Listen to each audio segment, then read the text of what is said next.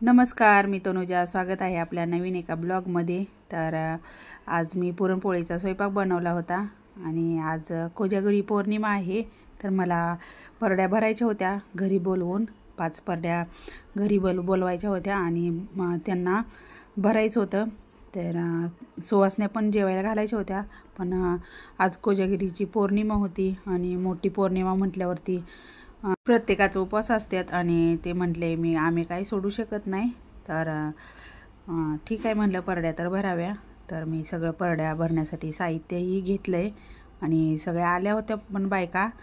तर माझं सगळं साहित्य मी घेतलं आहे जे परड्या भरण्यासाठी लागतं ना, ते पीठ, मीठ, नंतर केळी पण आणली होती 1 डझन परड्यामध्ये भरण्यासाठी, ब्लाऊज, फुलं, मिरच्या, नंतर लिंबू, असं सगळं घेतलं होतं आणि नैवेद्य पण भरले होते. एका परडीमध्ये एक छोटा आणि एक मोठी पोळी असे 2 नैवेद्य भरायला लागतात. तर ते पण सगळं तयार करून घेतलं होतं. तो पण व्हिडिओ काढला होता पण तो काय कट झाला का काय माहीत नाही. पण तो पण व्हिडिओ होता मी कसं नैवेद्यही भरला ते. आणि आता सगळ्या बायका आल्यात परड्या घेऊन आणि परड्या ठेवल्यात मंदिरापुढं. तर आता देवाला नैवेद्य दाखवून घेतला आधी आणि आता परड्या भरणार आहे.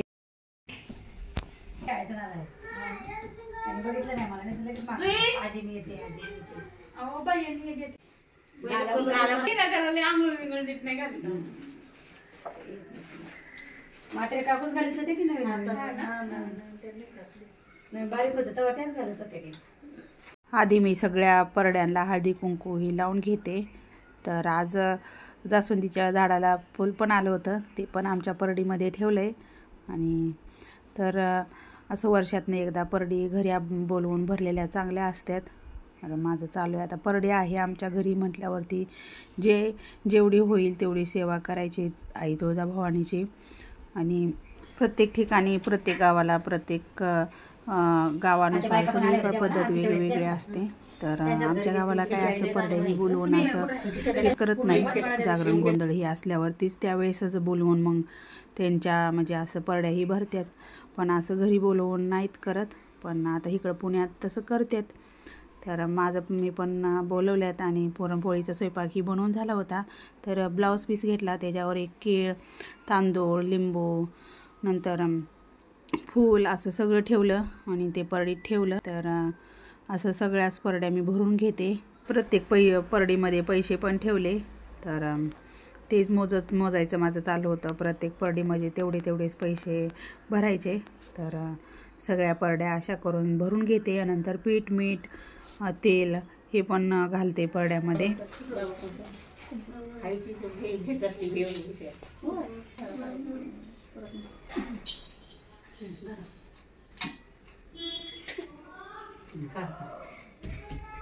लसूण पण ठेवले.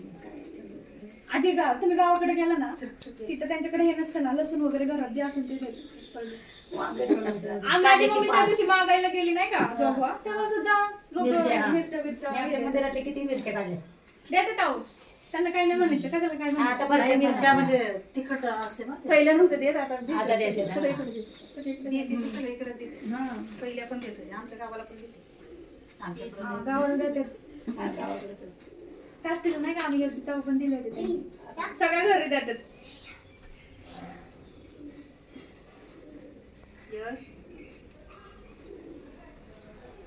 नाही परडी पांढरी होत नाही. तशी पांढरी होती. आता पुरणपोळीचा नैवेद्य भरून घेतला होता ना, तो पण ठेवून देते परडीमध्ये.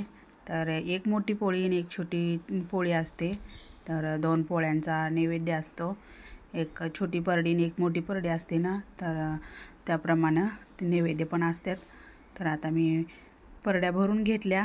ज्यांनी तेलासाठी आणलं होतं त्याच्यात तेल ओतलं आणि ज्यांनी नव्हतं आणलं त्यांनी म्हटले की पोतेला लावा, म्हणजे ते पेटवायची पोत असते ना, त्याला लावलं तरी चालतं. तर कुणाकडेच नाही, आणि मग गावाकडे परडी नाहीये, वारे वगैरे सगळं आहे. परडी कोणाकडे 4 गाणी म्हणले असते त्या मागच्या वेळेस त्या म्हणल्या होते.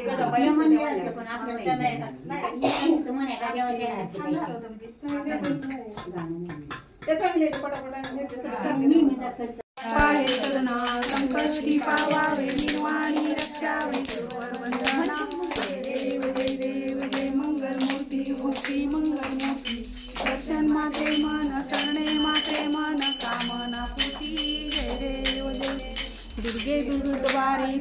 संसारी, अनाथनाथे अंबे करुणा विस्तारी. वारी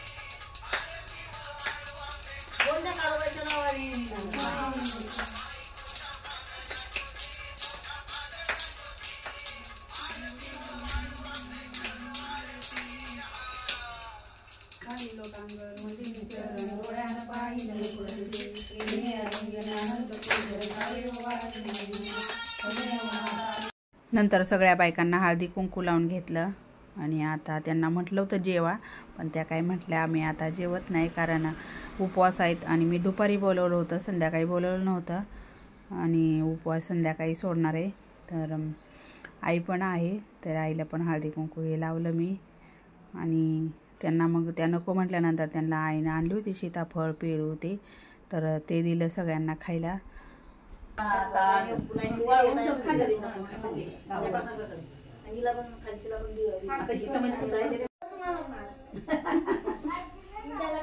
काय नाही केलं तिने.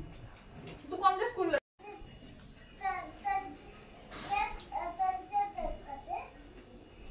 काय चालू आहे बोलणं?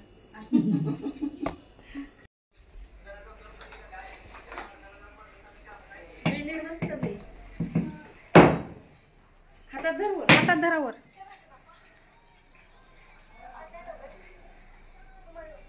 होतं ना म्हणून तन्मय पण ही आडी काढते पायाची. नाही यावायचं.